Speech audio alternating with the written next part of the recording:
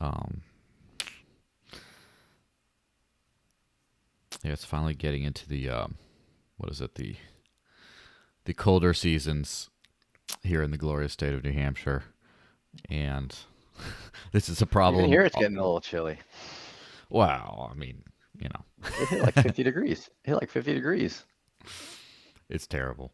Um, 50's like shorts weather, and there is something that just happens at some point where a lot of people, unless it's horrendously cold, a lot of people, if they go get something out from their car, even if it's minus 17, they'll just shuffle out in their flip flops and shorts and just don't care. Just You can handle like, a good like 2 minutes. I think your body can handle a yes, lot in 2 minutes. But minus 15. I'm about to go to Alaska next week, and it yeah, was like minus 30, that's I like think. actually cold.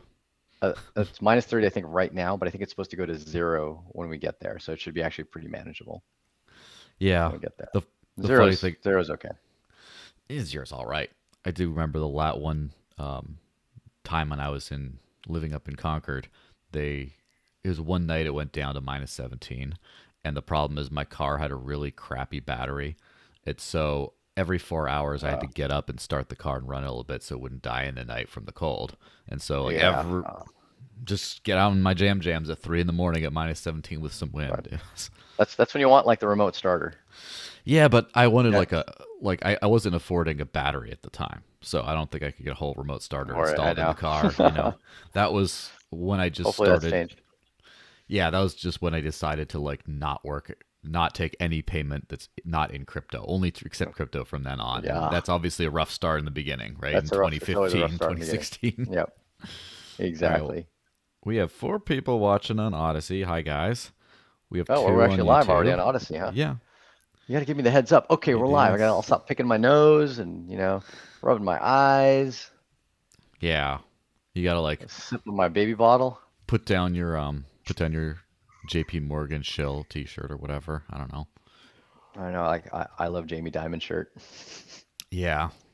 And as I mentioned always, I probably should do something similar in the future, but our good friend Ken Bozak is one of the smartest people in crypto. Oddly enough, you would never think that. But he has like a 2 minute intro thing for his live shows because it takes that much time for people to start tuning in. And instead of like, I just do like the authentic intro of just chit chat about, baby bottles and cold What's weather and going on? things. But yeah, All but he right. just like does like, he probably does it better. Maybe I'll do it Well, like that. yeah, I get a whole like Yeah. slide reel kind of thing, animation, motion graphics. Woohoo. Yeah. Um, You automatically get 5 NFTs in your browser, like in your web wallet, just from watching his intro. That sounds like something he would do. But that'll get anyway, people listening. All right, well, yeah, let's kick it off. let's kick it off. Hit the intro and jump into the news.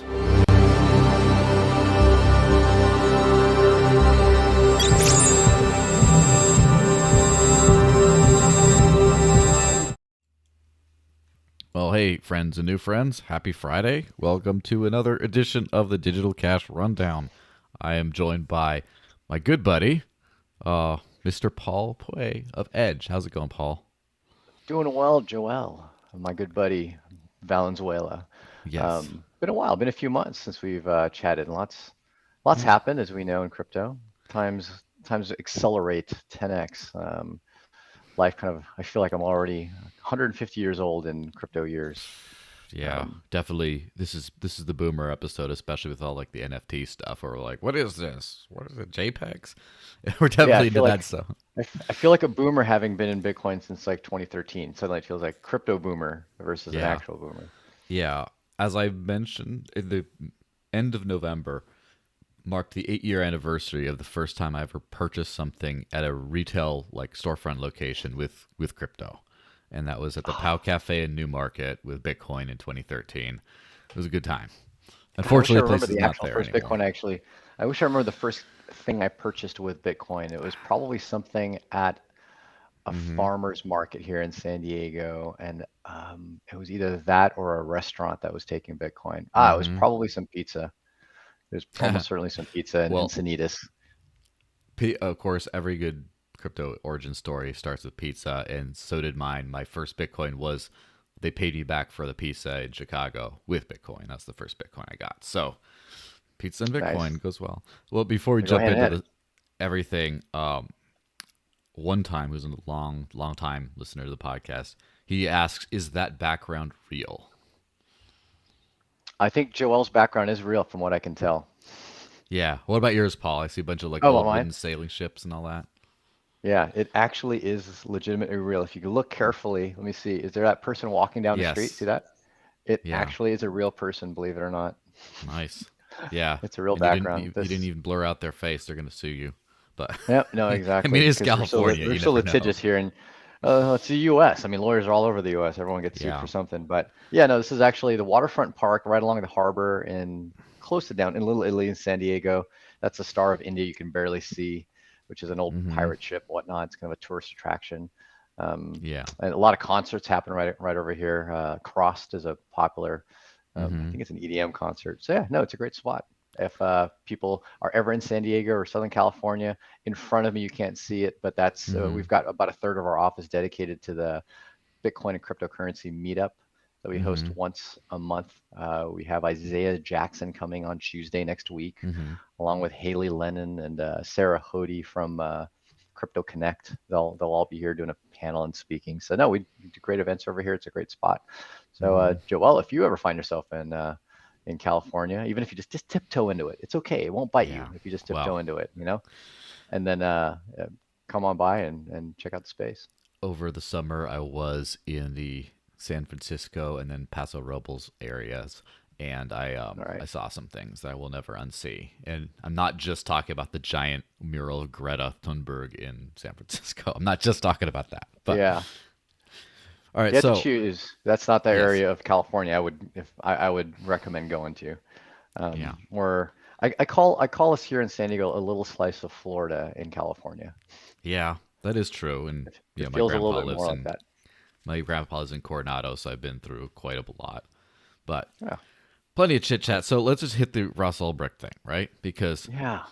everyone like love I would say everyone loves Ross. Everyone should love Ross Ulbricht, right? Um, I remember when the Silk Road was still active. I never used it because I'm just I'm a good little boy. I'm not into the stuff that they sell there. But I remember I had like Different ways of friends. getting the stuff, you know? Yeah, I had like friends and I remember just thinking like everyone's like, "Wow, this is so cool, it's so radically free," and I'm like, "You selling what on there?" And I was like, "This is not going to end well," which unfortunately is It did. kind of the way it turned out. But still, like all the OG crypto people are like Yeah. Ross fans, and I don't know about the new people or the new people if they know who he was too And much yeah, or they they. probably don't even know who he was. Many don't even know what Silk Road was and really what it did for Bitcoin. It put it on the map for a lot of people. It was the use case, censorship resistant money. Yeah, And someone building I won't really call it a censorship resistant website. Obviously, it wasn't because yeah, it got censored. yeah. Um, An but uncensored website. Let's just say it was uncensored while it was there. Correct. While in Hmm. existence, uncensored. Actually, no, I take that back. So one of the things I really feel proud about Ross for doing is people didn't realize that Silk Road absolutely was censored, but it Hmm. was censoring violent goods. I So didn't know they did that. drugs weren't a violent product, but guns, knives, things of just general items of violence. He did censor. If he was the one that ran the Silk Road, which I'm not saying he did, I'm not Yeah, sure if he's confirm or admitted to it. deny. Well, not, yeah, I can't confirm or deny, but whoever ran the Silk Road did censor violence. And I think you could see that there's clear anarchist libertarian roots to it because that is one of the basic anarchist Hmm. philosophies is, don't do harm, don't commit violence. And people like no media will ever highlight that.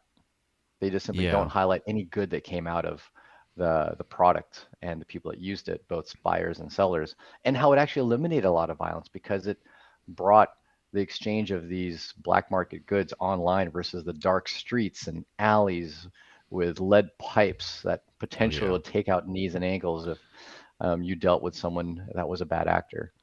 And so yeah. all that trade still happens. We didn't reduce any amount of drug trade because Silk Road was shut down. Well, and That's kind of the unfortunate that's a reality. narrative that I think that a lot of people, because like I didn't use Silk Road, I don't know a lot of the stuff that was on there. I've heard that there was rumor about there was like assassin for hire stuff on there, and the entire thing that one thing they tried to pin on Ross was that he was involved in something like that, which, and of course I know all that fell apart, but It all fell apart.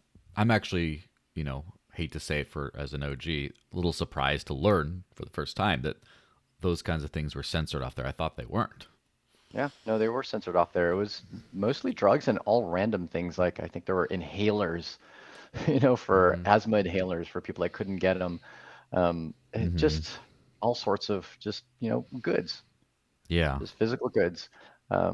But yeah, there actually was some censorship there. Interesting. But in a way, you could say that it was a censorship that was aligned with the ethos of the community, and of the Mm-hmm. operator.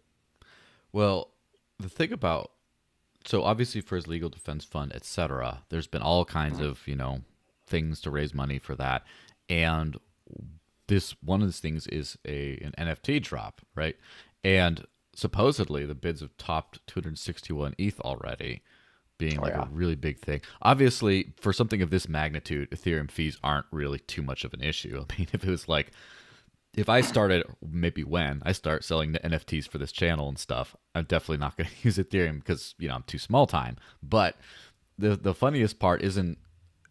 First off, I think it's fantastic that so many people are willing to put so much money into who might now be an obscure figure like a I would say like a Mike Hearn almost, to the modern people. Like everyone knows who Mike Hearn is, right. like from our generation. But the new Yep. people are like, who the hell's that guy? It's like, oh, the first guy didn't have diamond hands, bro. Like that's about all modern people could like think of.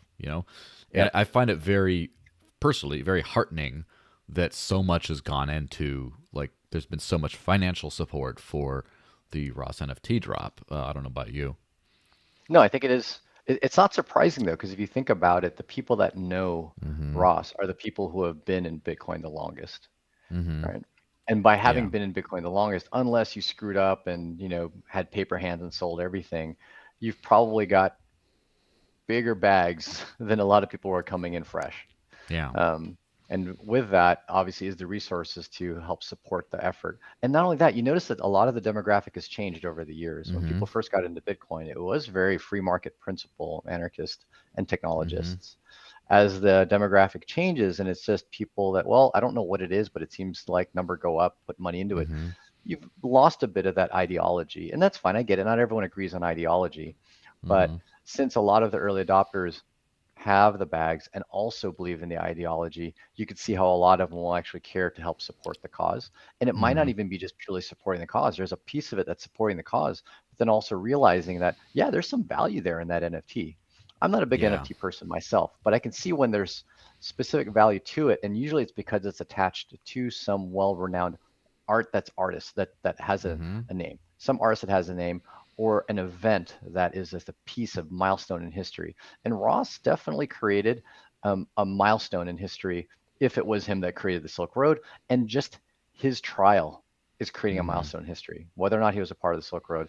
Just the trial of someone creating an open free market online that did reduce violence in trade, that is a Yeah. milestone in history. And so having a piece of that and owning a piece of that in whatever way, shape, and form, I think is going to be something of value. And something I read, and I need to get this clarified, but I was reading in some of the Absolutely. articles that he actually had some art that he had created himself. Like, was he an Mm-hmm. artistic person that actually had a creative side to him?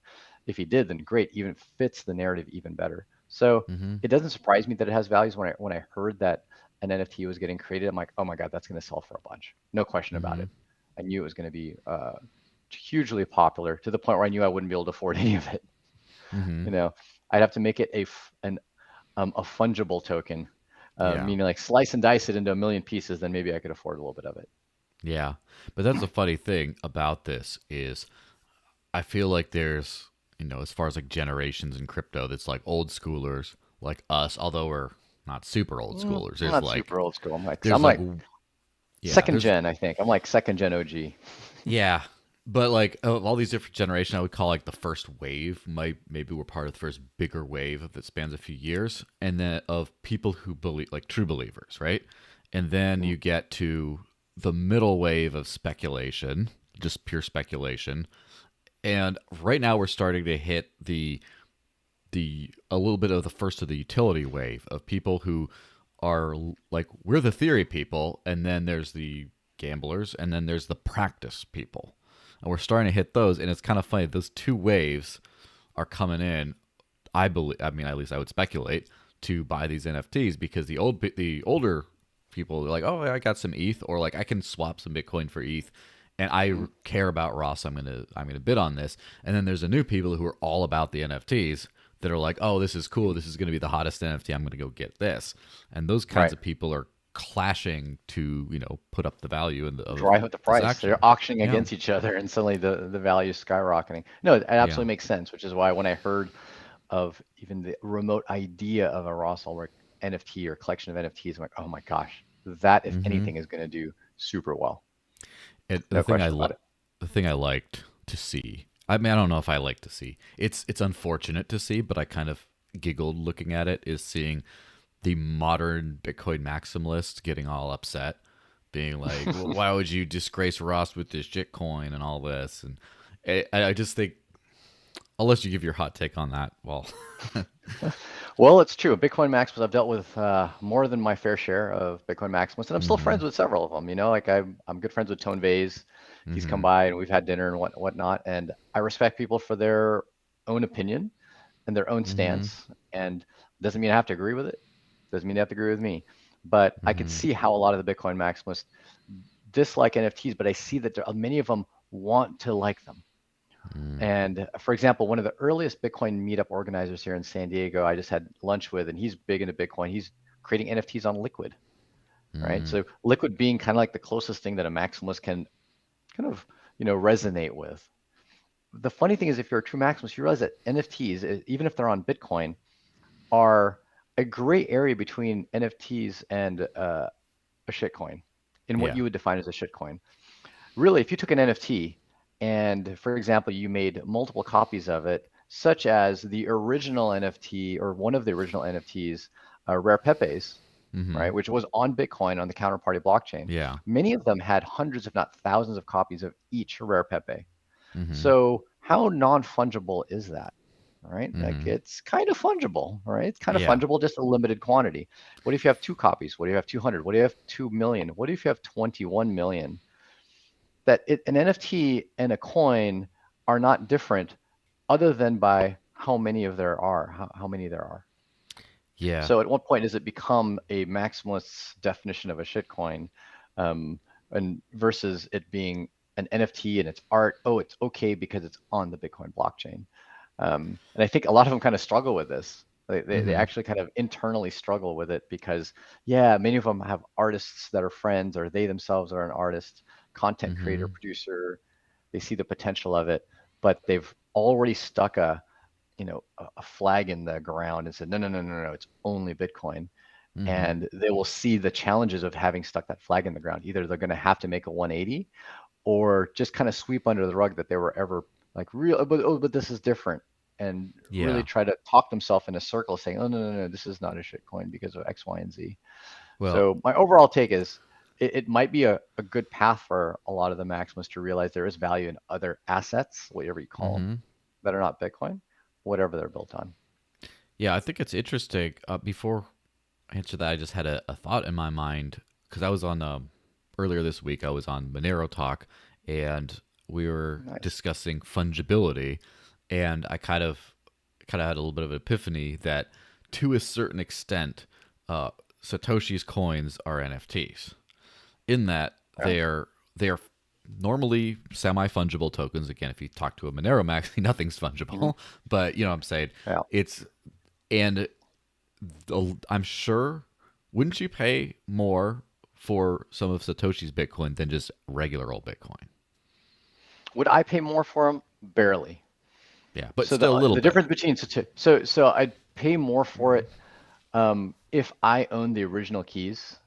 Like Mm-hmm. someone gave me the keys to Satoshi's coins, and I somehow knew definitively that that person would have no access to them, which is impossible, right? There's no Mm-hmm. way to know that that person has no access to them. Yeah. The only reason why I'd pay more for them is because I Mm-hmm. know some idiot will pay more for them from me, Yeah, of course. right? But then after that, the Mm-hmm. reason why I don't think that Satoshi's coins are an NFT is Mm-hmm. because they can get commingled. with other coins, Yes. and now you don't know which ones are Satoshis and which ones aren't, which can't happen with an NFT. They Yeah. can't even happen across chain. So Dash versus Bitcoin. Yeah. If there were 1 unit of Dash ever in the world, it's an NFT. It can never Hmm. get commingled with Bitcoin supply, and that I think is the part that makes Bitcoin, even without its privacy, more fungible than the Monero maxis would like to say. Right? It's still more fungible than that. It definitely does have issues. Right? Okay, Hmm. you got a Bitcoin that's tainted. It went through ISIS and Hmm. Iran and whatnot. But then it's gone like 6 hops since then. Can you Hmm. really hold a person accountable for having touched this tainted money? Yeah. Well, That's pretty hard. mixing in Satoshi's coins with others is kind of like burning the NFT, kind of. Yeah, Because yeah, if you it think kind of about is. it, imagine if, like, let's just say, it'd be a little ridiculous. Craig Wright reclaims the keys to Satoshi's hoard, Yeah, but all his BSV is worth nothing, and he just like, look, I want to get like play, want to get paid. I'm gonna get this for all it's worth. I'm going to send you. I'm going to sell individual bitcoins from Satoshi's hoard for like 5, 10 times market price, and literally you'll have some coins that have a transaction history only from Satoshi's hoard. As long as you don't move it, you got your little NFT thing right there. And right, you can just right. show it off like, hey guys, look at a party. Like, hey, look what I got. And Whoa, just I be know. I like got the showing exact off. UTXO. Yep, I Yeah. got Satoshi's coins, and then suddenly someone Mm-hmm. sends me some dust, and it got mixed in with Satoshi's coins. And in order for me Mm-hmm. to send someone else my Satoshi coin, I've got to use some special wallet that actually picks UTXOs. So I'm only Mm-hmm. picking Satoshi's coin versus this other coin that someone sent over to me, because then it would have Yeah. gotten mixed after that. It's almost too hard to retain the NFT because NFTs are very Yes. transferable in its purest form. But with the Yeah. UTXO system, it's not impossible, but it's really, really hard to retain the pureness of Yeah. those coins. And So with the to plain answer old your account question, would system. I pay more for it? Barely, and only Mm-hmm. if I actually got the original keys. And even then, I wouldn't, because I couldn't trust that someone doesn't also have access to those keys. Yeah. Um, so yeah, I would pretty much, that's a no. I would not pay Yeah. more for Satoshi's coins.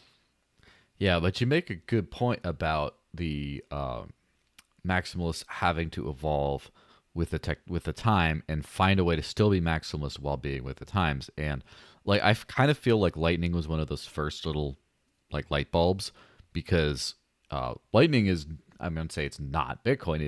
It is, but it also isn't. It's its own thing completely. The network doesn't It's on resemble network. it at all. There's a bunch of other weird things you can do on it. Everything's different, but it's built on top of Bitcoin, and it only works with Bitcoin unless you have, the Litecoin Lightning Network or whatever else. Right, And exactly. there's a lot of like Lightning people who are like, there's not a lot of innovation on main BTC, like just Yeah, on you can't. that's in It's that hard. world. But It's there's got a to be layer lot, two, pretty much.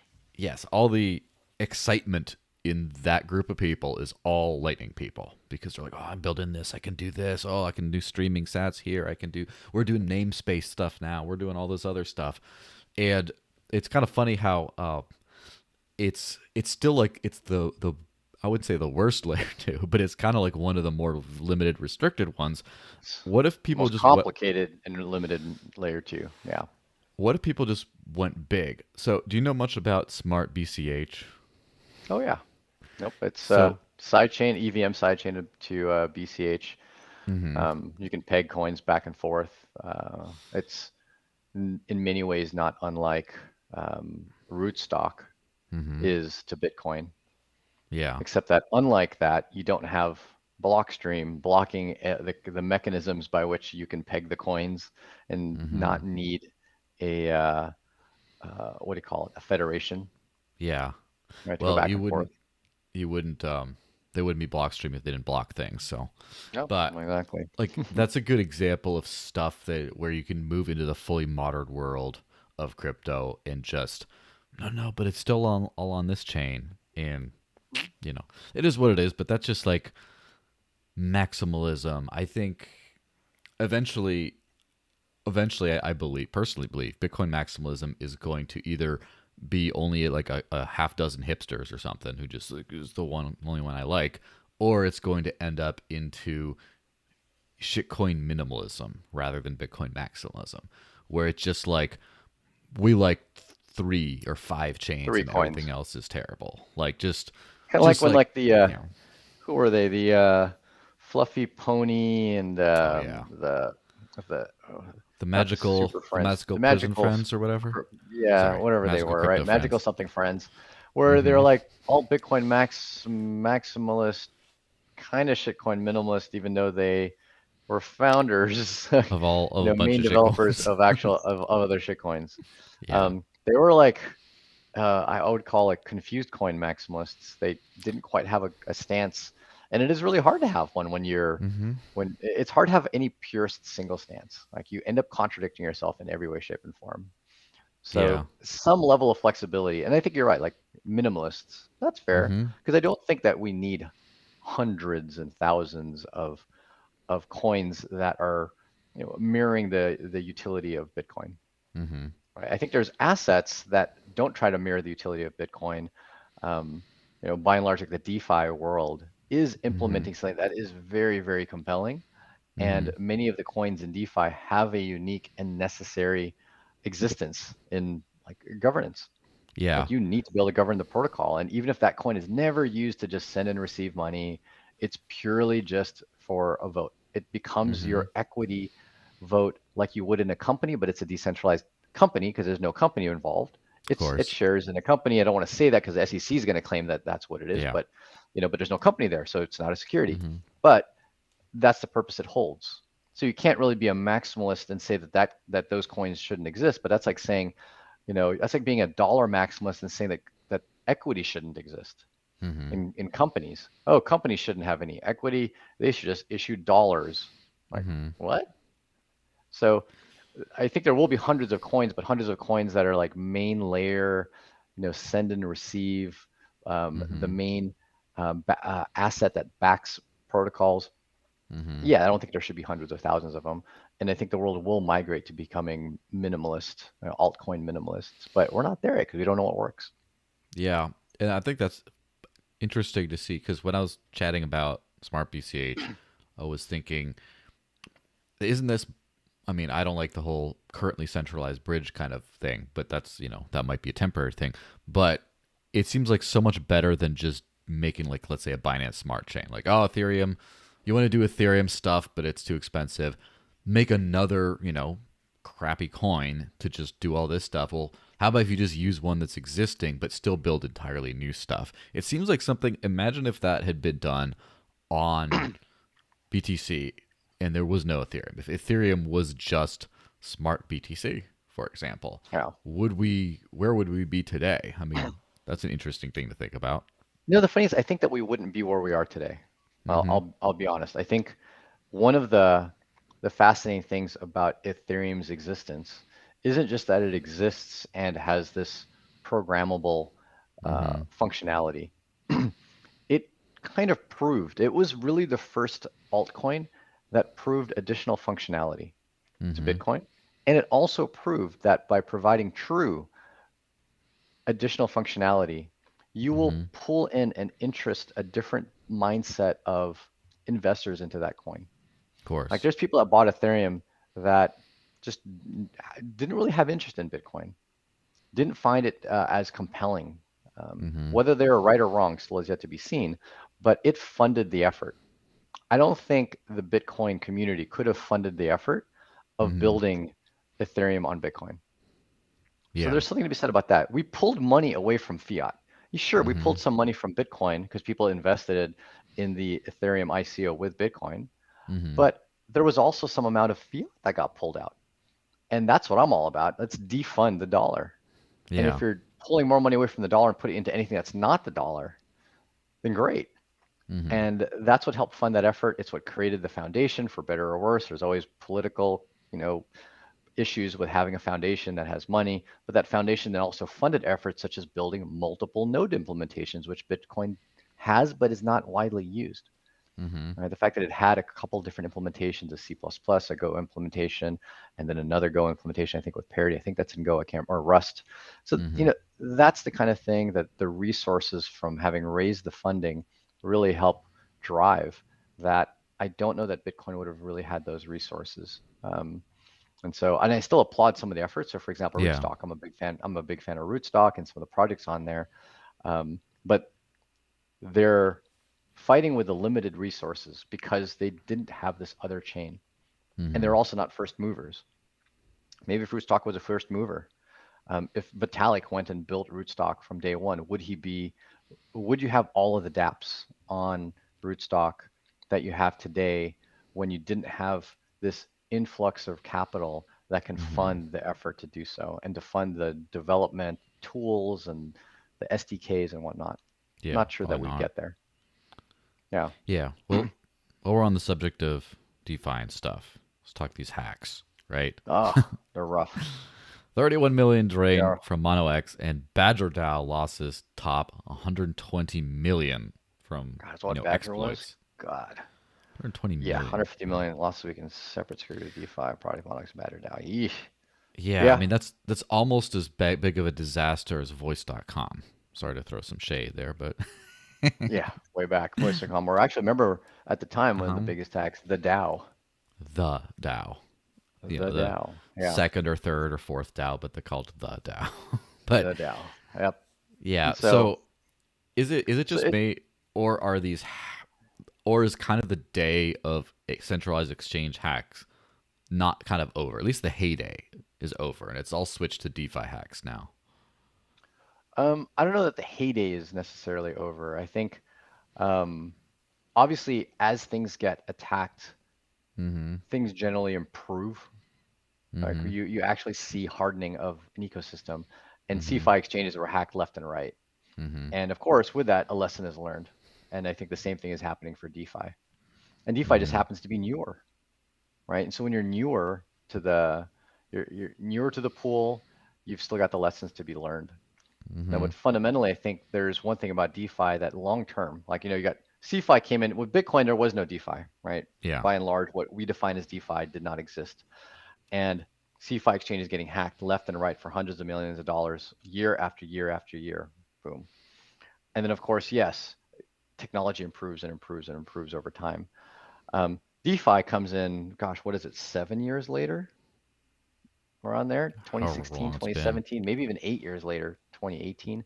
Mm-hmm. So realize that the age of DeFi is relatively young. We're only about 3 years into DeFi, and even DeFi summer, when DeFi truly exploded, was really just last summer, about a year ago, 2020, Mm-hmm. August 2020.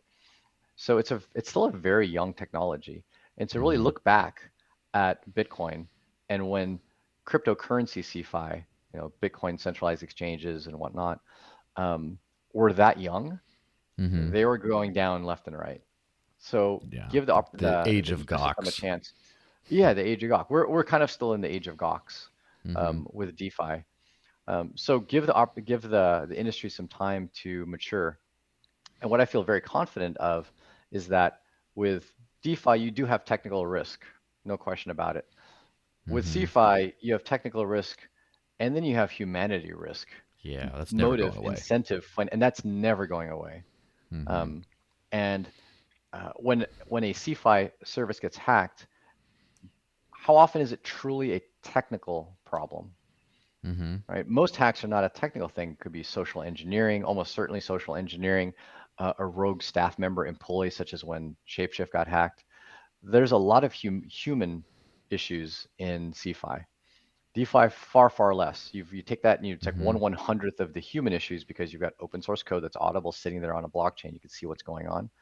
Um, and there's not like a decision that can be made to just say, we're going to run with your money. It's just pure technical.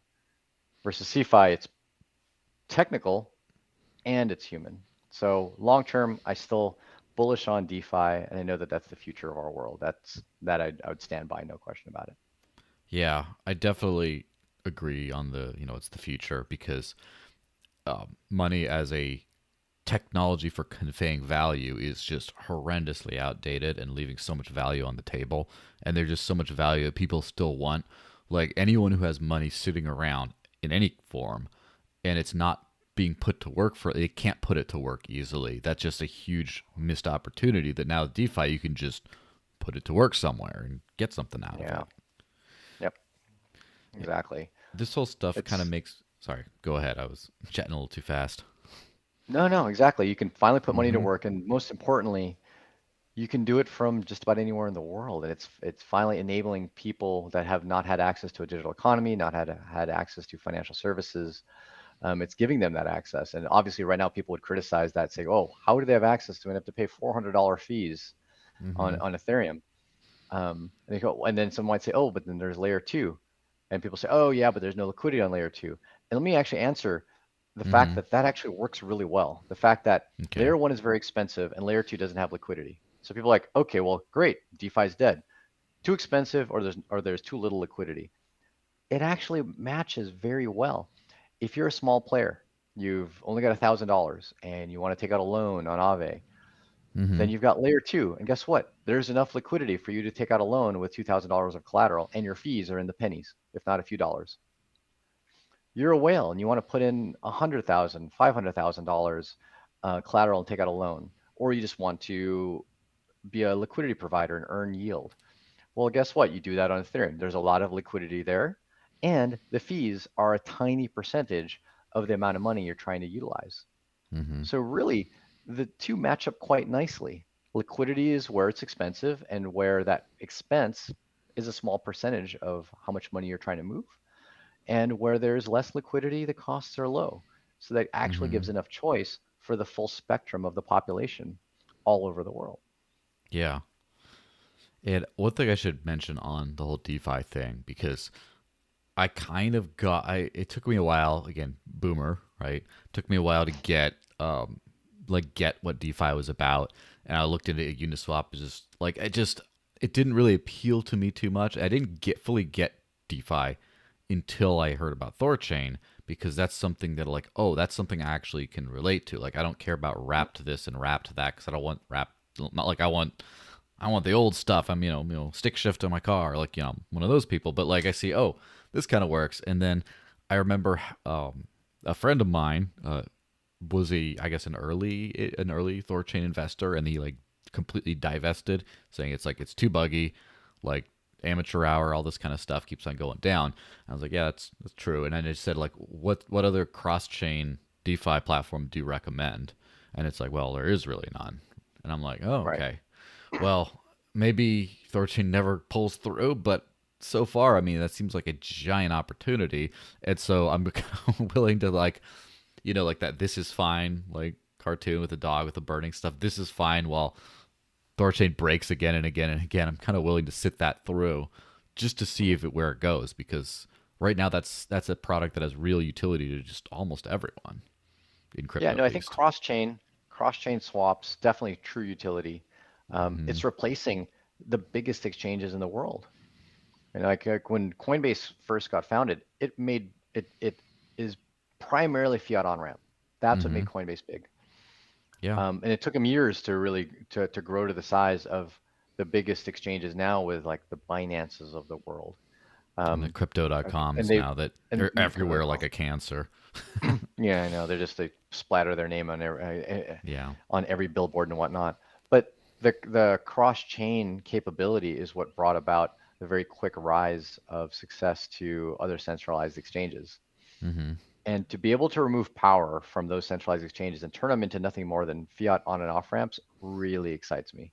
Hmm. Really, really excites me. And realize too, with some of these protocols, admittedly, yes, there's risk, but the risk was not to the end user, it was to the liquidity providers, which are kind of the businesses in a way. When you provide Hmm. liquidity, you're you're kind of a back end infrastructure player for these exchanges. Yeah. Right? You're not like the end user. So no end user lost any money with the hacks on Thorchain. Yeah. Unfortunately, it seems like they're back up and running. They got the audits that they Hmm. should have had from the very beginning, and they learned the lesson. Like I said, I think technology learns its lessons and improves, Hmm.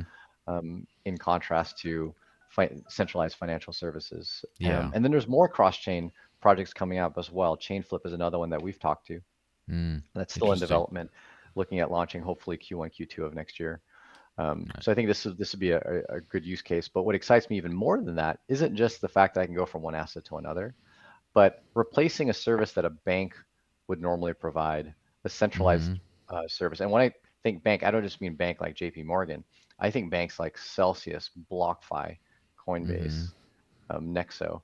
So the entire money market space, borrowing and lending, being done by centralized services, that being replaced by Aave, Sovereign, Compound, you name it.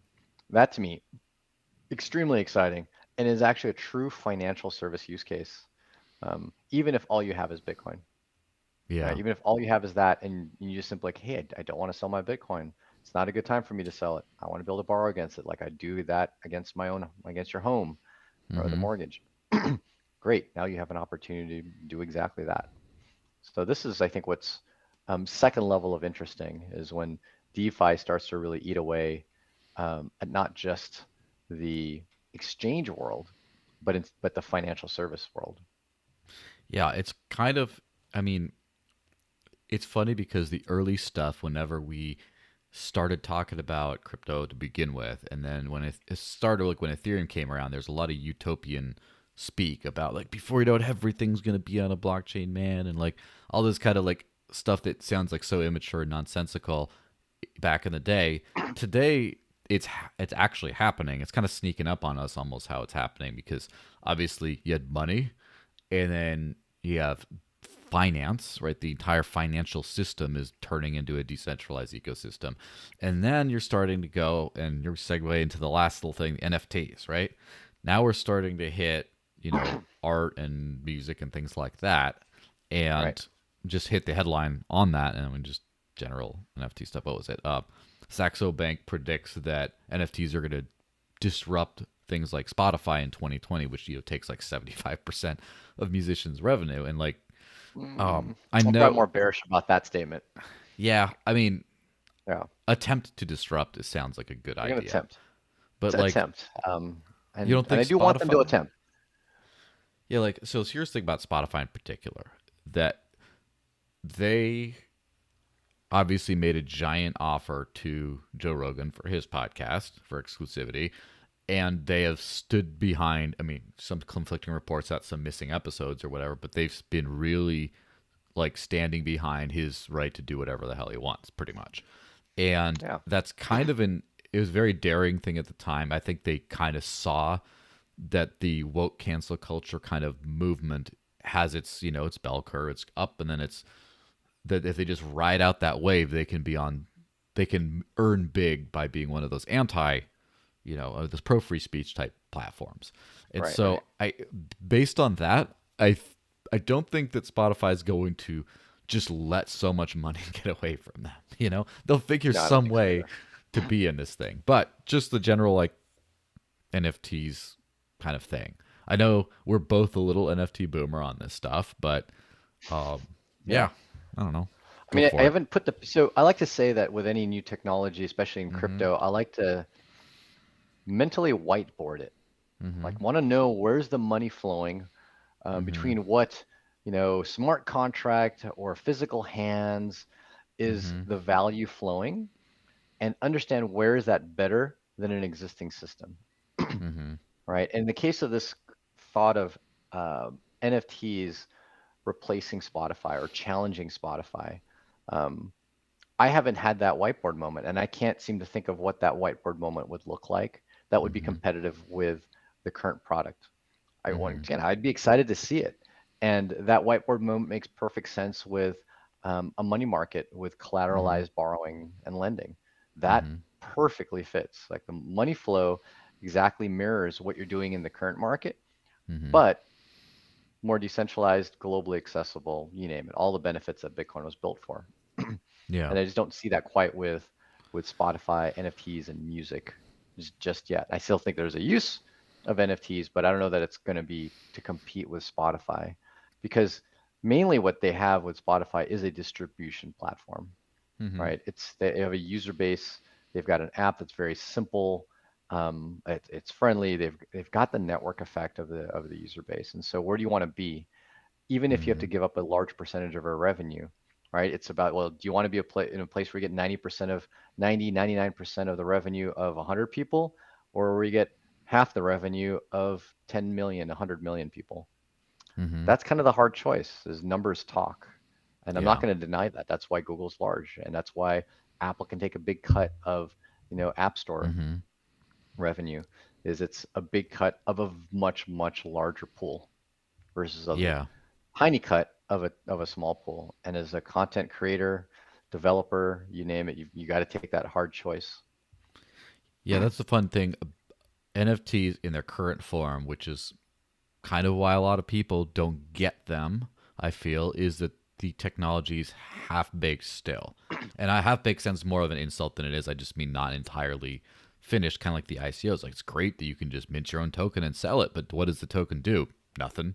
Like, and then you're raising equity, you're raising funds for a company, but then the tokens don't actually get you anything. So there's that missing link Yeah, between like the ICOs and like modern DAOs where you actually raise governance tokens that literally let you vote in governance decisions where that yeah. wasn't possible.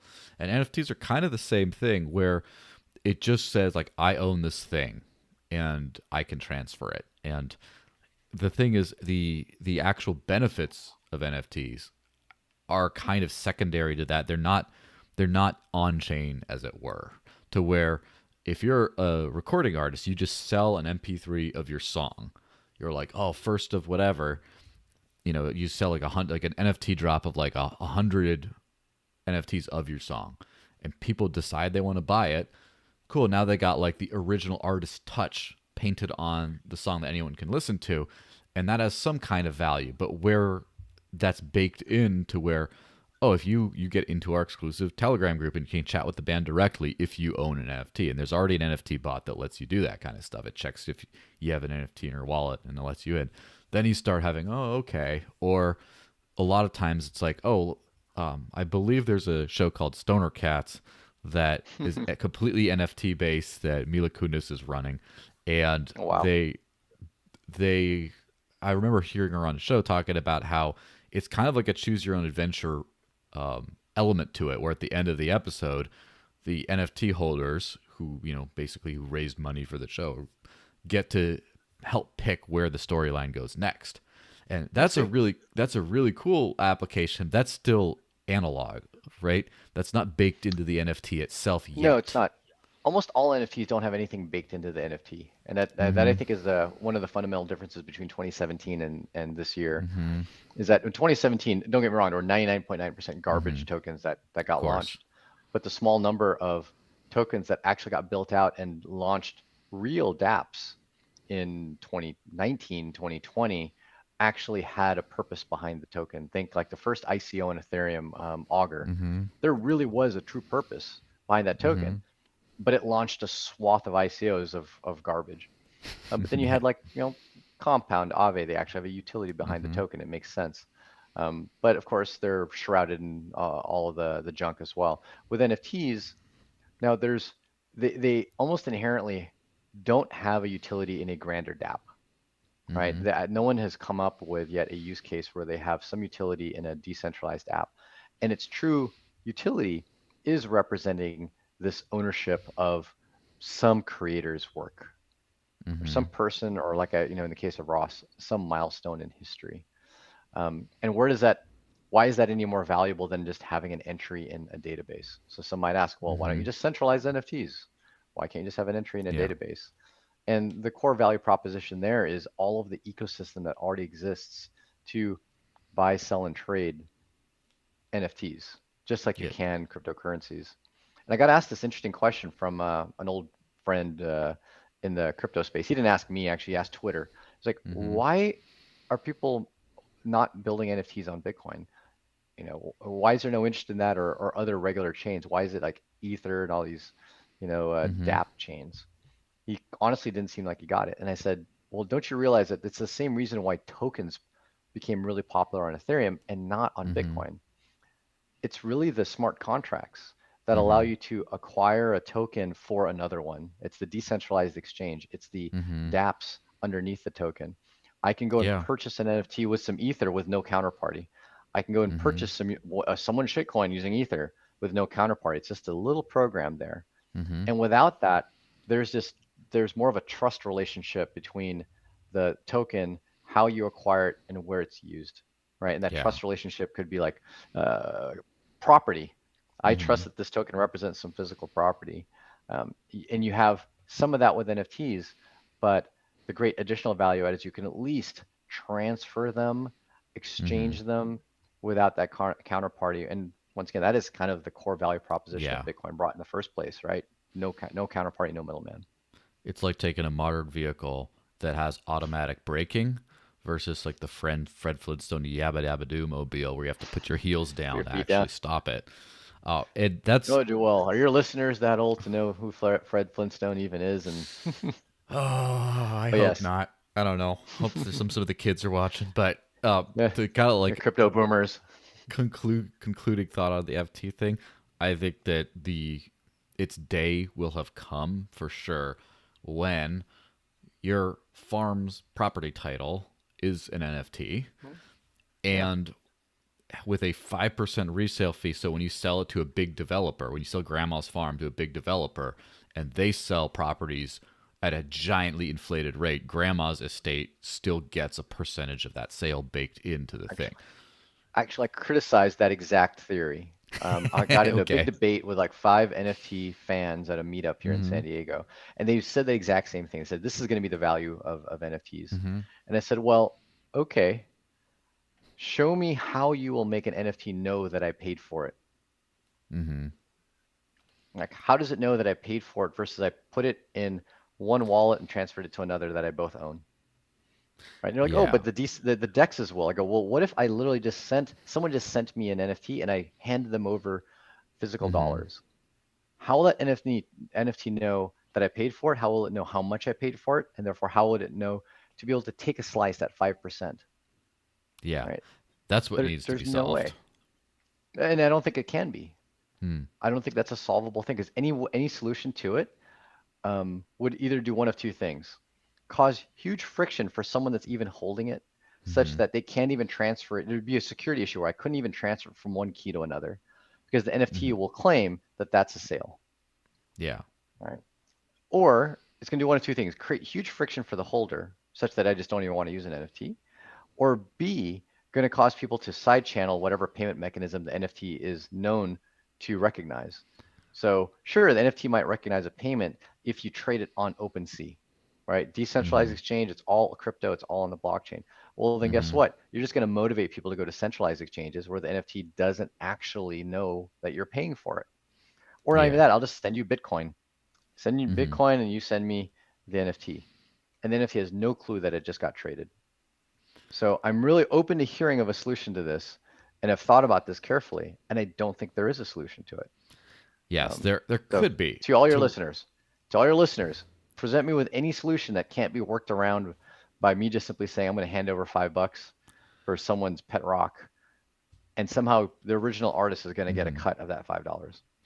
Well, I'm sure there could be, and this is, obviously is not an answer to the question, but this is a kind of hypothetical, like when the answer comes, it might look like something like this, to where it might look something like you need to have like clear bank statements to get a loan or whatever in the analog world, to where special privileges or whatever associated with the NFT have to have a clear digital paper trail as written into the smart contract in order to have certain functionality. So therefore, I don't know. There has to be some kind of thing that gives it more value by having a clean, tradable on DEX thing. But that is an excellent problem that now that you put that out into the universe, and I hope others have too, I hope people are like put their thinking caps on, or like, how do we Right? bake in How do the we solve this? incentive how do we bake in the incentive thing to where if you have like a street NFT that you just like transfer directly to another person and it doesn't have that clear chain of ownership transfer, that is actually, that makes it less valuable in the marketplace. It's more valuable to have a legit NFT that goes through the DEX transfer. That's the problem people have to solve, is the incentives. Right. And Without creating a huge amount of friction just for the owner itself to be able to yes. move it from one wallet to another, right? Which you want to make sure people can do that Hmm. for their own purposes. Yeah, Well, great. let's But wrap anything that to up deepen security. on this Yeah, note. Where can cool, people cool. find? Obviously, download the Edge wallet. Edge.app, I believe, is the site. It's Yeah, in. just edge.app. Give it a try. we've recently, actually just about a little less than a month ago, added support for Wallet Connect, so people can actually go and interface with NFT applications such as OpenSea, with other decentralized exchanges on Ethereum, Uniswap, and whatnot, and other dApps. You name it, whatever. Almost all of them support Wallet Connect now, and we support that on ETH and other EVM-like chains. So that's kind of our Including one little Wax, foray. Wax is not an EVM chain. That's actually an EOSIO chain. So no, we don't support Wax for that. I know that Wax is a big NFT platform. Yeah. And we're looking at re-adding support for Wax. We had support for Wax. We had to pull it out due to some issues with Wax nodes that actually EOS nodes had as well, but not as severe. That's a topic for another day. But yeah, definitely give it a try and send us some feedback. Let us know what you think. All right, sounds good. Well, thanks so much, Paul, for being on. And you're Pollinator on Twitter with 2 L's. Pollinator. Yeah, Paull, Inator. So, yes, give him a follow. And thanks everyone for watching. There's another podcast coming right after this. If you're on the Odysee link, you just stay here, and the next one will kick in. Cool. If you're on YouTube, shame on you, go to Odysee and do that. But or another video come in. Thanks a bunch for being on, Paul. And yeah, I'll see everyone either in like 5 minutes or in a week. Bye-bye, guys. Cool. All right, thanks, Joel. Take care.